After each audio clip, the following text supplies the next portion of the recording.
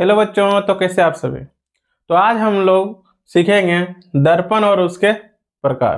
तो जो भी बच्चे नए जुड़े हैं चैनल को सब्सक्राइब जरूर करें, और आपके जो भी भाई बहन इस बार तैयारी शुरू करने वाले हैं उन्हें यह चैनल जरूर शेयर करें, क्योंकि इस चैनल पर आपके 10 क्लास के ऑल सब्जेक्ट के सभी क्लास फ्री में आने वाले हैं। तो हम लोग करते हैं अपना आज का टॉपिक स्टार्ट, दर्पण। अब दर्पण हर एक बच्चा जानता होगा और देखा भी होगा, लेकिन उसका अगर डिफिनेशन पूछे कि दर्पण होता क्या, तो दर्पण अगर आप ध्यान से देखे होंगे, दो कांच है ना। अगर दोनों कांच है तो जब इसमें प्रकाश डाला जाए, यहाँ से कोई प्रकाश क्या किया जाए, कांच पर डाला जाए, तो यह प्रकाश क्या होगा, कांच से आर पार हो जाएगा। लेकिन यही कांच को इधर से क्या कर दिया जाए, इस पर लेप चढ़ा दिया जाए। तो जब लेप चढ़ाया जाएगा तो यह जो सतह होगा वह कैसा हो जाएगा, चमकीला। और इसमें जब प्रकाश डाला जाएगा तो यह क्या होगा, यहां तक जाएगा, लेकिन यहां से फिर क्या हो जाएगा, रिटर्न, है ना। तो जब लेप नहीं चढ़ा था तो प्रकाश क्या हो गया, आर पार। लेकिन जब लेप चढ़ा दिए तो क्या हो गया, रिटर्न। अब लेप, और जैसे आप देखे होंगे शीशा घर में होता है, दर्पण, है ना। तो जो आईना आपका है घर में, उसके अगर पीछे साइड देखिएगा तो लेप चढ़ा होता है ना। तो अगर दर्पण का डिफिनेशन पूछता है तो वही है कि वो पॉलिश किया हुआ वैसा सतह, यानी पॉलिश किया हुआ वैसा चमकीला सतह जो प्रकाश की किरणों को क्या कर दे, परावर्तित कर दे, उसी को क्या कहते हैं, दर्पण। तो दर्पण आप समझ गए कि क्या है, कि यह एक चमकदार सतह है जो प्रकाश की किरणों को क्या करता है, परावर्तित। अब दर्पण की बात करें कितने प्रकार के हैं, तो दर्पण आपके दो प्रकार के हैं। एक है आपका समतल दर्पण, एक होता है आपका गोलीय दर्पण। तो गोलीय दर्पण आपका बढ़ जाता अवतल और उत्तल। तो हम जो बात करेंगे पहले हम अपना समतल दर्पण। तो समतल दर्पण किसे कहते हैं, तो आप लोग घर में जो दर्पण देखते हैं, जो मिरर आपके घर में लगा हुआ है, वो कैसा है, वह आपका है समतल। अब बहुत सारे बच्चे सोच रहे हैं कि हम कैसे पहचान करेंगे कि कौन सा समतल होगा, कौन सा अवतल होगा और कौन सा उत्तल। मान लीजिए आपका यहाँ पर 3 दर्पण लगा हुआ है ना,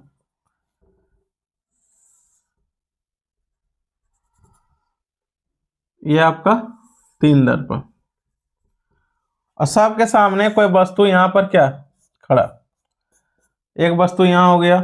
जब इसका प्रतिबिंब सेम उसी के साइज का बने, और एक वस्तु फिर यहाँ है,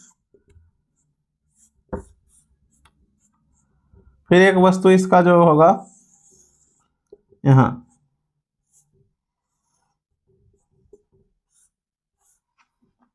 इसके लिए यहाँ।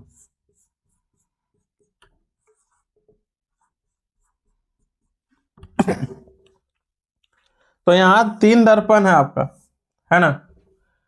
तो अगर सिर्फ देख के हमें पहचान करना हो कि कौन सा अवतल होगा, कौन सा उत्तल और कौन सा समतल, वैसे डिफिनेशन में देख सकते हैं कैसा, समतल, जो जिसका परावर्तक सतह समतल होगा उसको क्या कहेंगे, समतल दर्पण। इसमें कैसा धसा हुआ, जिधर इस तरह किया है मतलब वो भाग आपका क्या रंगा हुआ, तो अगर इधर रंगा जाए तो इधर प्रतिबिंब बनेगा। तो ये कैसा है, धसा, परावर्तक सतह यहाँ कैसा धसा हुआ, जो धसा हुआ आता है उसको अवतल कहते हैं। और इसमें अगर देखें ध्यान से तो इसका परावर्तक सतह इधर है, वह कैसा उभरा हुआ। अब जब सतह से नहीं जान पाते हैं तो कहीं भी हम देखते हैं, और वहाँ हमारा जो फिगर बनता है किस टाइप का बनता है, उसके आधार पर अगर दर्पण की पहचान करें तो कैसे पहचानेंगे कि कौन कौन सा होगा। देखिए यहाँ पर एक वस्तु था, और यहाँ भी क्या बना, इधर उसका बन रहा है प्रतिबिंब, ठीक।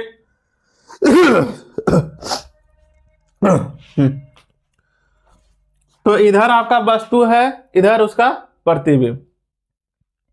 तब जब वस्तु जितना बड़ा है उतना ही बड़ा अगर प्रतिबिंब बने, यानी वस्तु के बराबर, तो उसको कैसा, कौन दर्पण कहेंगे, समतल। तो घर में हम लोग जब अपना देखते हैं चेहरा, तो जैसा हम लोग का वैसा ही दिखता है, इसीलिए घरों में जो उपयोग होता है वह कैसा दर्पण है, समतल। अगर अवतल की बात करें तो इसमें वस्तु छोटा है, इधर क्या वस्तु, और इसका बना प्रतिबिंब। तो इसमें देख सकते हैं ध्यान से कि इसमें छोटा था, इसमें बना कैसा बड़ा, और इसमें वस्तु से क्या बना छोटा। तो जब वस्तु के बराबर बनेगा उसको समतल कहेंगे, और जब वस्तु से बड़ा बनेगा वो कैसा दर्पण होगा, अवतल। और जब वस्तु के से छोटा बने तो वो हो जाएगा आपका उत्तल। तो हम लोग देख के पहचान सकते हैं कि कौन कौन सा दर्पण है। तो पहले हम लोग समतल दर्पण सीखेंगे कि समतल दर्पण क्या होता है। तो आप सभी समतल दर्पण लिख के डैश दें। तो उसमें लिखिएगा एक लाइन कि वैसा दर्पण जिसका परावर्तक सतह समतल हो उसे समतल दर्पण कहते हैं। और नीचे लिखिएगा समतल दर्पण द्वारा बनाए गए प्रतिबिंब की विशेषता। प्रतिबिंब की विशेषता किसके द्वारा? समतल दर्पण के द्वारा बनाया गया।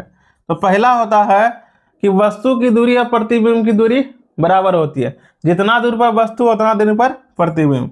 तो पहला लिखिए प्रतिबिंब की दूरी तथा वस्तु की दूरी बराबर होती है। दूसरा लिखिएगा। तो इसमें पहला क्या आ गया? प्रतिबिंब की दूरी और वस्तु की दूरी बराबर होती है। प्रतिबिंब जो समतल दर्पण में बनेगा काल्पनिक होगा। प्रतिबिंब कैसा बनेगा? काल्पनिक।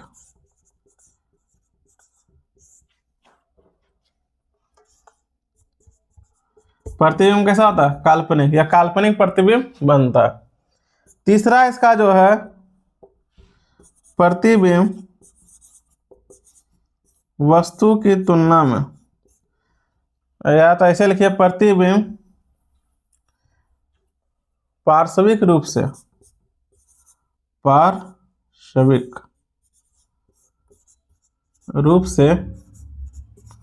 उल्टा होता है।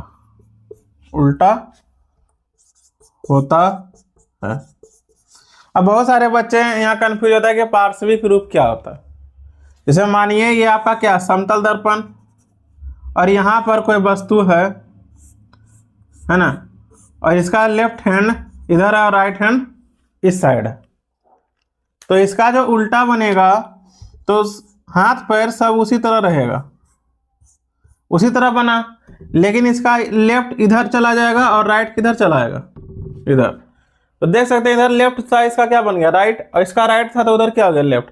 तो इसी को कहते हैं पार्श्विक रूप से उल्टा। अगर सिर्फ उल्टा बोलता तो इसका पैर ऊपर हो जाता और सिर नीचे। तो ये पार्श्विक रूप से क्या बनता है? उल्टा।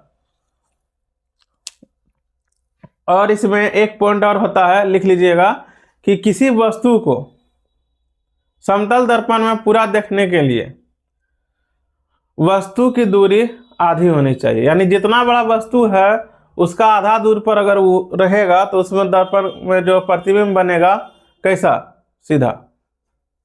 तो यहां तक उम्मीद है आप लोग समझ गए होंगे कि समतल दर्पण द्वारा बनाया गया प्रतिबिंब की विशेषता। तो इसमें से कोई 2 विशेषता लिखने के लिए आते हैं, तो यहां हम लोग 3 लिख लिए।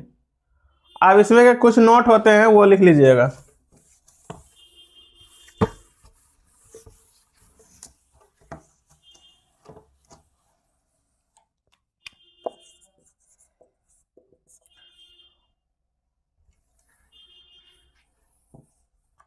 नोट में लिखिए समतल दर्पण की फोकस दूरी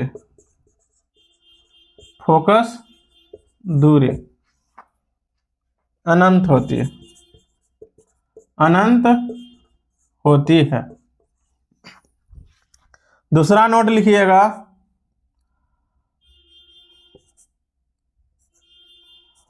समतल दर्पण की वक्रता त्रिज्या अनंत होती है। उसके बाद यहां तक अगर आप लोग समझ गए तो आपसे समतल दर्पण से इतने ही क्वेश्चन बनते हैं। अब हम लोग चलेंगे गोलीय दर्पण।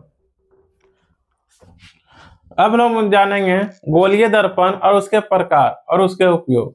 तो गोलीय दर्पण, तो यहाँ देख सकते हैं ये आपका क्या गोलीय दर्पण कैसा गोल है और यह खोखला होता है, यानी आर पर हम देख सकते हैं। तो यही बोला है कि वैसा दर्पण जिसका परावर्तक सतह किसी खोखले गोले के भाग का बना, उसको क्या कहेंगे गोलीय दर्पण। और गोलीय दर्पण को ही तोड़ते हैं तो इधर से अवतल निकलता है और इधर से उत्तल। तो यहां तक जान गए। उसके बाद गोलीय दर्पण दो प्रकार के होते हैं, एक बार इसका स्क्रीनशॉट ले लें।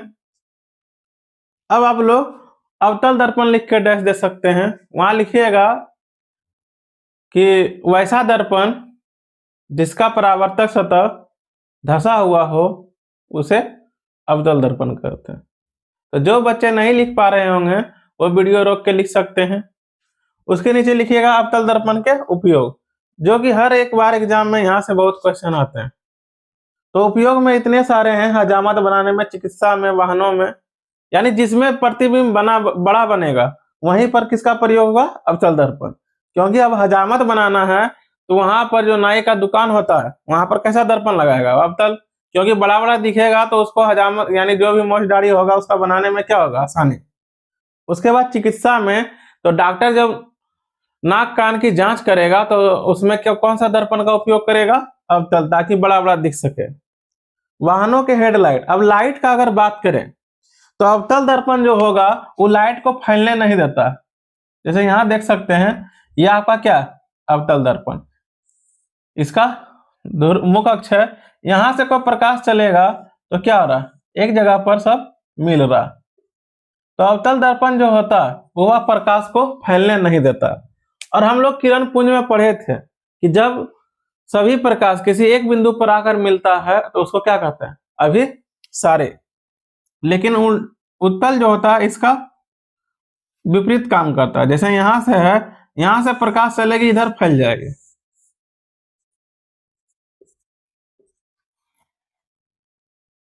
तो यहां से समझ गए। तो अब उपयोग लिख लिए, तो उसके बाद लिखिएगा कि अवतल दर्पण को अभिसारी दर्पण क्यों कहते हैं, क्योंकि ये इस तरह के भी क्वेश्चन आपके एग्जाम में आते हैं। तो अगर आप ध्यान से देखिए ये क्या कर रहा है प्रकाश की किरणों को एक बिंदु पर मिला रहा है, इसीलिए इसको कौन सा दर्पण कहेंगे, इसे कहेंगे अभिसारी।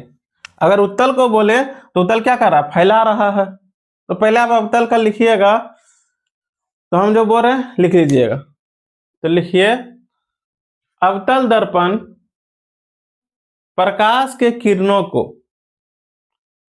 परावर्तन के बाद किसी एक बिंदु पर केंद्रित करता है, इसीलिए इसे अभिसारी दर्पण कहते हैं। यहां तक अगर आपका हो गया तो आप लिखिए उत्तल दर्पण। तो उत्तल दर्पण लिख कर डैश दीजिए और उसमें लिखिएगा कि वैसा दर्पण जिसका परावर्तक सतह उभरा हुआ हो या उठा हुआ हो उसी को क्या कहते हैं उत्तल दर्पण। तो उत्तल दर्पण के बाद उसका उपयोग लिख लीजिए। वाहनों के साइड मिरर, यानी इसमें फिगर क्या बनेगा छोटा और इसमें बड़ा, है ना। स्ट्रेट लाइट में ये क्या करेगा लाइट को फैलाएगा।